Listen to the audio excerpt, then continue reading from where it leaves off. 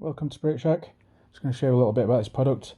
So it is the Doreen Virtue Archangel Oracle Card Deck.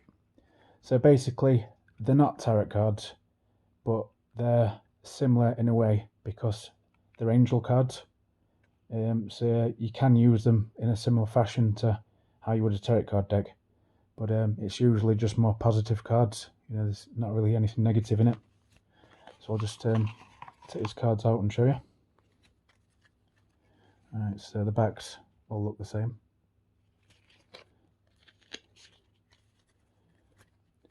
And the good thing about these is they're easy to use because the meaning of the card is actually on the card. Yeah, I'm not an expert on angel cards, but I believe if you're giving somebody a reading,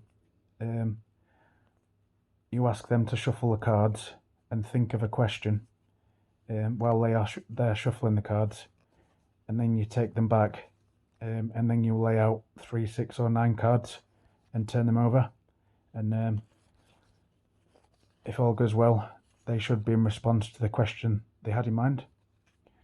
Well, I'll leave a link to buy this product in the video description, and thanks for watching.